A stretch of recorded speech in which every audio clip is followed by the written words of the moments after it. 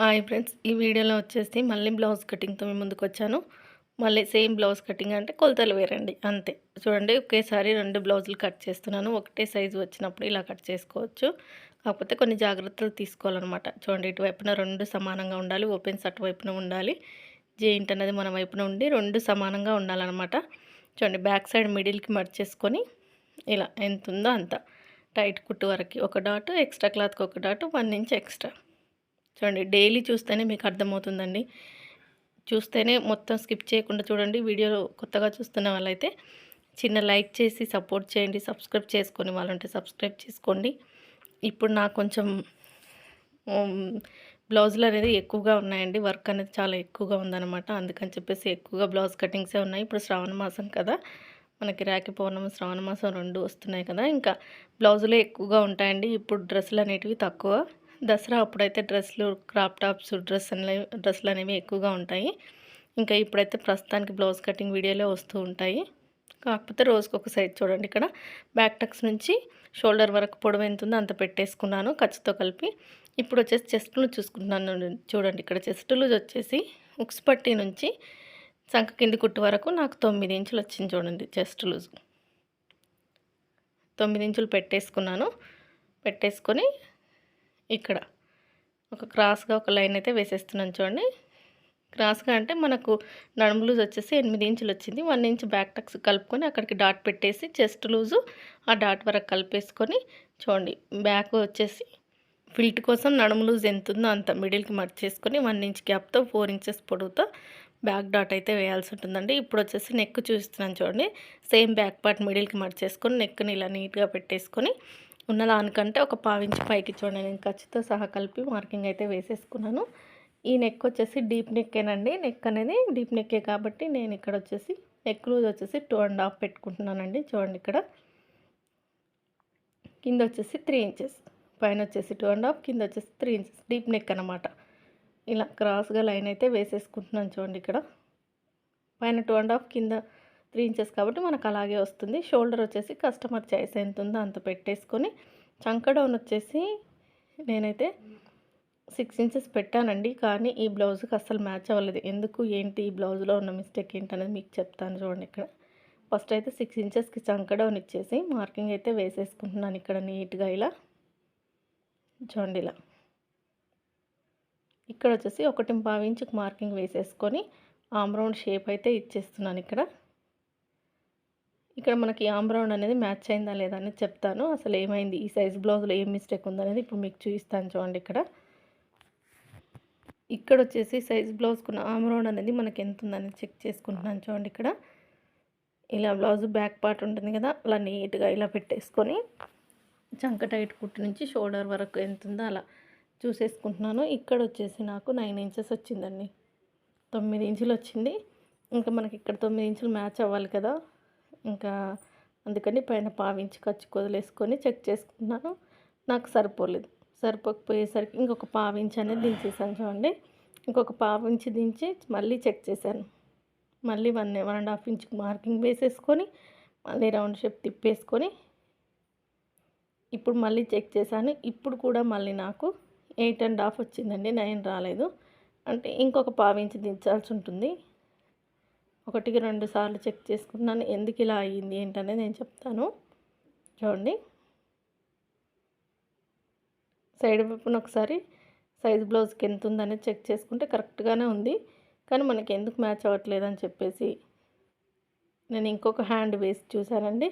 ఇంకొక హ్యాండ్ వేసి చూస్తే 8.5 ఉంది. అంటే ఒక హ్యాండ్కి వచ్చేసి 9 ఇంచెస్ ఉంది, ఒక హ్యాండ్కి వచ్చేసి 8.5 ఉంది. మనం ఏది తీసుకోవాలి ఇందులో అందుకని చెప్పేసి నేనైతే 8.5 తీసుకున్నానండి. 8.5కి మ్యాచ్ చేశాను. ఆమ్ రౌండ్ వచ్చేసి ఇలాంటి మిస్టేక్స్ సైజ్ బ్లౌజులలో ఉంటూ ఉంటాయి. అప్పుడప్పుడు మనం కరెక్షన్ చేసుకోవాల్సి ఉంటుంది. నేను ఇంకా 8.5కి అయితే మార్కింగ్ వేసేసుకొని కట్ చేసుకున్నాను. చూడండి, ఇప్పుడు మళ్ళీ చెక్ చేస్తున్నాను. ఇప్పుడు నాకు కరెక్ట్ 8.5 అనేది వచ్చింది. మ్యాచ్ అయిపోయింది. ఇంకా 9 ఇంచెస్ అయితే పెట్టుకోవట్లేదండి. 8.5 పెట్టుకున్నాను. ఒకవేళ టైట్ అయినా ఒక కుట్టు విప్పదీసి ఇవ్వచ్చు. చూడండి, ఇక్కడ మీకు మళ్ళీ దగ్గరగా చెక్ చేసి చూపిస్తున్నాను. ఒక సైడ్ వచ్చేసి 8.5 ఉంది. చూడండి, ఇక్కడ చూస్తున్నారు కదా, ఇక్కడ సైడ్ వచ్చేసి 8.5 ఉంది. ఇంకొక సైడ్ వచ్చేసి 9 ఇంచెస్ ఉంది. చూపిస్తాను చూడండి మీకు ఇక్కడ 9 ఇంచెస్ చూడండి ఇంత తేడా ఉంది, హాఫ్ ఇంచ్ తేడాతో ఉంది. ఎందుకు అలా ఉందనేది నాకు అర్థం కాలేదు. ఇంకెందుకని చెప్పేసి అయితే 8.5కి పెట్టేసుకొని బ్లౌజ్ కటింగ్ అయితే కట్ చేశాను. అంటే చూడండి ఇక్కడ నెక్ దగ్గర రౌండ్ తిప్పలేదు కదా, తిప్పేసుకొని ఎలా ఉందో అలా మార్కింగ్ వేసిన విధంగా నీట్గా కట్ చేసుకోవడమే. ఇలా నీట్గా మార్కింగ్ వేసేసుకొని కట్ ఇది బ్యాక్ పార్ట్ కట్ చేసుకుంటే ఫ్రంట్ పార్ట్ అనేది తర్వాత కట్ చేయించి చూస్తాను చూడండి మీకు. ఇక్కడ ఇలాంటి మిస్టేక్స్ వచ్చినప్పుడు కూడా ఎలా కట్ చేసుకోవాలనేది మన మైండ్కి అర్థమైపోవాలన్నమాట. ఏ విధంగా కట్ చేస్తే సెట్ అవుతుంది అనేది. చూడండి కొలతలు లేకుండా ఆది బ్లౌజ్తో ఎలా ఉంటే అలా పెట్టి కట్ చేస్తారు కదా, అంత అనుభవం రావాలంటే మాత్రం చాలా టైం పడుతుంది. ఆ విధంగా రావాలంటే ఫస్ట్ ఈ విధంగా పర్ఫెక్ట్గా నేర్చుకోండి, తర్వాత అదే వస్తుంది. చూడండి బ్యాక్ పార్ట్ అయితే అయిపోయింది. ఇప్పుడు ఎక్కడికక్కడ టక్స్ పెట్టేసుకోవాలి. కింది వైపున నడుము దగ్గర బ్యాక్ టక్స్ నుంచి సైడ్ వైపున ఇలా ఒక హాఫ్ ఇంచ్ అనేది క్రాస్గా కట్ చేసేసానండి. చూడండి ఇలా కట్ చేసుకోవడం వల్ల బ్యాక్ పార్ట్ ముడతలు రాకుండా నీట్గా ఉంటుంది. బ్యాక్ టక్స్ దగ్గర చంక టైట్ కుట్టు దగ్గర, నడుము టైట్ కుట్టు దగ్గర మార్కింగ్స్ అయితే పెట్టేసుకొని టక్స్ అయితే ఇచ్చేసుకున్నాను ఇక్కడ. చూడండి అక్కడ వచ్చేసి 6.5 దించాల్సి వచ్చింది నాకు చంకడౌను, అదే చెప్తున్నాను. ఇప్పుడు వచ్చేసి హ్యాండ్స్ కట్ చేస్తాను చూడండి. మిగిలిన క్లాత్లో ఇలా నీట్గా 4 ఫోల్డింగ్స్ చేసేసుకొని నీట్గా సర్దుకోవాలి. హెచ్చు తగ్గులు లేకుండా నీట్గా సర్దేసుకొని ఇప్పుడు చూడండి హ్యాండ్ పొడవు ఎంత ఉందో అంత పెట్టేసుకొని కటింగ్ చేసుకోవడమే. ఫస్ట్ కింద హెచ్చు తగ్గులు లేకుండా నీట్గా ఒక మార్కింగ్ వేసేసుకొని కట్ చేస్తున్నాను చూడండి ఇక్కడ. ఇప్పుడు వచ్చేసి ఒక 1/2 ఇంచ్ అయితే ఖర్చు కోసం వదిలేసుకుంటున్నాను. ఈ సైజు బ్లౌజులు వచ్చేసి మనకు మెయిన్ బ్లౌజులు వచ్చేసి బార్డర్ ఉందన్నమాట, తిప్పేసుకోవడం. అందుకని చెప్పేసి ఒక 1/2 ఇంచ్ అయితే లైన్ వేసేసుకొని హ్యాండ్ పొడవు ఎంత ఉందో అంత బ్లౌజ్కి చెక్ చేసుకొని పెట్టేసుకోవడమేనండి. చూడండి ఇక్కడ ఇలా నీట్గా హ్యాండ్ పొడవు పెట్టేసుకొని అక్కడ ఒక డాట్ అయితే పెట్టేసుకోవాలి. కుట్లతో కలిపి ఎక్స్ట్రా క్లాత్ కూడా పెట్టేసుకొని ఇక్కడ చంక డౌను, చంక చేతి లూజు, హ్యాండ్ లూజు, చంక డౌను మార్కింగ్ అయితే వేసేసుకుంటున్నాను. చూడండి ఇక్కడ ఈ విధంగా నీట్గా ఇలా వేసేసుకొని హ్యాండ్ పొడవు దగ్గర ఒక లైన్, చంక డౌన్ దగ్గర ఒక లైన్ పెట్టేసుకొని హ్యాండ్ పొడవు ఎంత ఉందనేది ఒకసారి చెక్ చేసుకుంటే ఖర్చుతో కలిపి 10.5 ఉంది. అంటే మనకు 10 వస్తుంది అనమాట. 10 అంటే చంక డౌన్ వచ్చేసి 3.5 వరకు పెట్టుకోవచ్చు. పెట్టేసాను చూడండి. చంక టైట్ కుట్టు వచ్చేసి 8.5 కదా, అక్కడికి ఒక మార్కింగ్ వేసేసుకొని ఇలా నీట్గా స్ట్రైట్గా ఒక లైన్ అయితే వేసేయాలి. ఎక్స్ట్రా క్లాత్ అయితే జాయింట్ పడుతుందండి. పైన వచ్చేసి 1.5 ఇంచుకు మార్కింగ్ వేసేసుకొని హ్యాండ్ చూడండి ఇలా చంక టైట్ కుట్టు వరకు మిడిల్లో ఎంతైనా ఉన్నాయి అక్కడకు మిడిల్లో ఒక మార్కింగ్ వేసేసుకొని అక్కడ నుంచి 1.5 ఇంచుకు మార్కింగ్ వేసి ఇలా హ్యాండ్ కర్వ్ షేప్ అయితే ఇచ్చేసుకోవాలి. పర్ఫెక్ట్గా కుదురుతుంది. చూడండి ఇక్కడ నేను ఏ విధంగా మార్కింగ్ వేసానో అదే విధంగా నీట్గా కట్ చేసుకుంటున్నాను. చూడండి ఇక్కడ హ్యాండ్ కర్వ్ కూడా తీసేస్తాను. 2 పొరలుగా వేరు చేసుకొని తీయాలండి.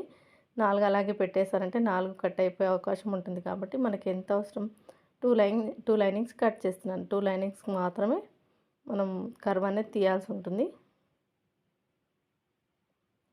చూడండి ఇలా నీట్గా కట్ చేసేసుకొని ఓపెన్ చేసేసి హ్యాండ్ కర్వ్ అయితే తీసేస్తున్నారు. చూడండి ఇప్పుడు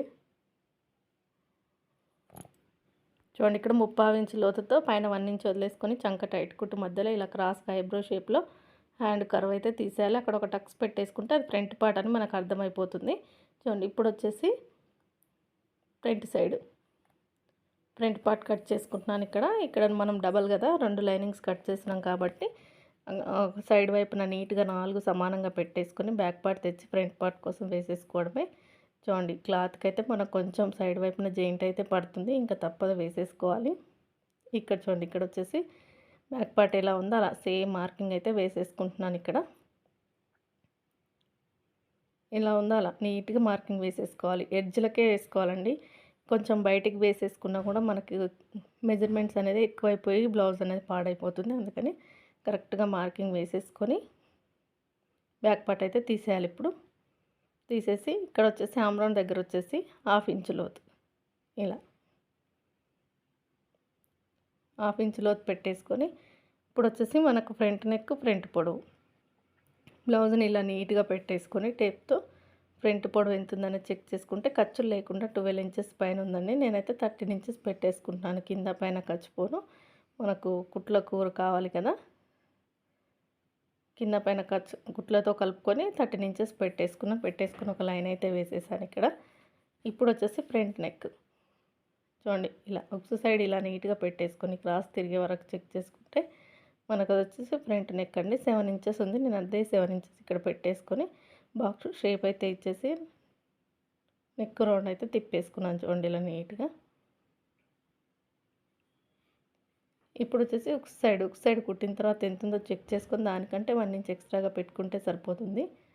చూడండి, నేను 4 ఇంచెస్ పెట్టేసి క్రాస్ బెల్ట్ షేప్ అయితే ఇచ్చేసాను ఇక్కడ.